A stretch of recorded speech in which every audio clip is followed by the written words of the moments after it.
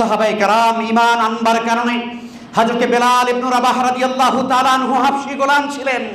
কালেমা গ্রহণ করবার কারণে তার মনিব তাকে যে নির্মম নির্যাতন করেছে, সেই মক্কার আরবের মরুভূমিতে তাকে উত্তপ্ত বালুর উপরে শোয়ায়ে পাথর দিয়ে যখন তাকে চাপা দিয়েছে আর বলেছে, মুহাম্মাদের উপরে তুমি বিশ্বাস ছেড়ে দাও, তোমার এক আল্লাহর বিশ্বাস ছেড়ে দাও।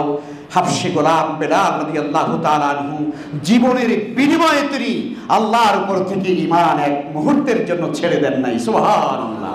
তার জীবনটা বেরিয়ে যাচ্ছিল, তার প্রাণ ওষ্ঠাগত হয়ে যাচ্ছিল। যখন তিনি বেহুশ হয়ে যাচ্ছেন, আবার যখন হুশ আসছিল, তখন তিনি বলছিলেন আহাদ আহাদ আহাদ, আল্লাহ এক আল্লাহ এক আল্লাহ এক। যখনই তার আবার হুশ আসে, বারবার তিনি এই কথাই বলছিলেন। বেলাল রাদিয়াল্লাহু তাআলা আনহু সামাজিক কোনো মর্যাদা তেমন ছিল না। বেলাল রাদিয়াল্লাহু তাআলা অনেক টাকার মালিক ছিলেন না, সমাজের অনেক নামি দামি মানুষ ছিলেন না, দেখতে একজন কালো মানুষ ছিলেন না, হাবশী গোলাম ছিলেন। বাজার থেকে টাকা দিয়ে তার মনিব তাকে কিনে নিয়ে এসেছেন। সেই বেলাল রাদিয়াল্লাহু তাআলার সম্মান এবং মর্যাদা এত বেশি কেন?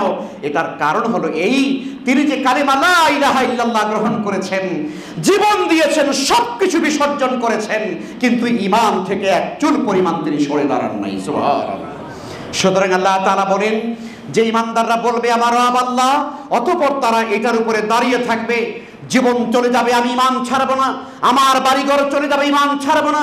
আমার পরিবার থেকে বিচ্ছিন্ন করা হবে, আমি ঈমান ছাড়বো না। আমার জীবন দিতে হবে, আমি ঈমান ছাড়বো না। আল্লাহ বলেন এদের ভয় নাই। ফেরেশতা সঙ্গে সঙ্গে নাজিল হয়ে ওই ঈমানদার বান্দাকে, আল্লাহর প্রিয় বান্দাকে ডেকে বলে, আল্লাহ তাখাফু, আল্লাহ তাখাফু, তোমার কোনো ভয় নাই। ওয়ালা তাহজানু, তুমি চিন্তিত হইও না। দুনিয়ার জীবনে তোমার কোনো ভয় নাই, আর পরকালেও তোমার কোনো টেনশন থাকবে না, কারণ আল্লাহ তাআলা তোমাকে জান্নাতের ওয়াদা করেছেন। তুমি মৃত্যুর সঙ্গে সঙ্গেই আল্লাহর সেই জান্নাতের মেহমান হয়ে যাবে। সুবহানাল্লাহি ওয়া বিহামদিহি।